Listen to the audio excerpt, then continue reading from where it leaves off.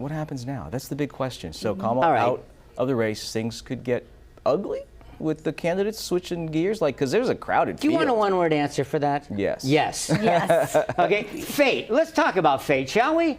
Okay, here's fate. I'm taking off from the governor here, guys. Here's fate. You got a former vice president who now says he's not going to run for governor, and I don't know, is going to have a book release, do a book tour, has said she's going to go to many of the states for the midterm next year and help House seats. She's going to start a national campaign committee to help pay for all this. But there couldn't possibly be any fate involved in running for 2028, all right? Not. And, of course, the governorship for Newsom is winding down, all right? And you don't go to South Carolina in the middle of July for 2 days because you like to stop by cafes and have a cup of hot coffee. I don't know. So let's South just say Carolina's the nice. bottom line, guys, is this. These two are on a collision course for the White House, along with a half a dozen other or more big-name Democrats in 28. Right. So let's stay on that topic, though, because, you know, what some would call them, they call themselves friends. Others might say frenemies. But when you think about that, the two of them going up against each other, they do have a long history, even before politics. What would a campaign look like, though, between these two? Imagine it in San Francisco, Yeah. where they both Right? came from. Holy moly. Well, here's the thing, okay? You're always friends in politics until somehow you look on that ballot and your friend is running for the same office that you happen to be. Then things change real quick, okay? And so that's going to be the bottom line, guys. I mean, I don't think there's any question right now. Of course they're going to be friends.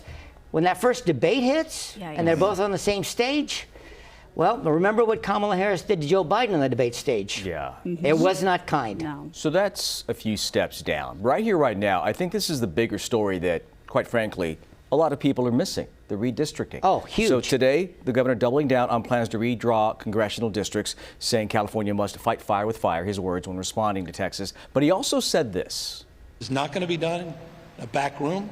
This is not going to be done by members of some private group or body. It's going to be given to the voters for their consideration in a very transparent way so they know exactly what they're doing, and they can go back in 2030 to original form with our independent redistricting intact in the spirit that I think should be advanced all across this country, not just in California.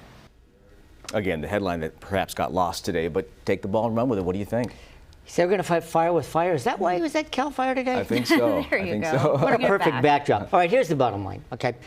Last time we had what's known as partisan redistricting, which means the legislature draws their own districts. By the way, none other than the inimitable Willie Brown told me on air one time, Gary, the most important thing we do in the legislature is draw our own districts. All right, is this going to be a transparent process? Those districts are going to be drawn, as they always have been, behind closed doors. It will only be in front of the voters when the maps are done. Okay, that's the plan right now. So here's the three-stage process, guys. It'll be drawn up by the legislature and signed by the governor. It's actually a piece of legislation. It will go, we think now, on a special election. Some people say they could cost hundreds of millions of dollars to do. And then, undoubtedly, however the maps are drawn, it will go before the courts. They're going to be challenged. That all has to happen before June of next year when we have our primary. No, so you're going to have a compressed time frame. You're going to have a special election, most people believe, yet this year, a primary next June. Make no mistake about it, this is going to be a political Donnybrook for the next year. Yeah. No doubt. All right. But it shows the strategies, though, that are being put in place Already, to try to, yeah. you know, make sure that they win the House. Yes. All about the power. All about the power. All about the power. All right, Gary. Thank you. Of course, guys.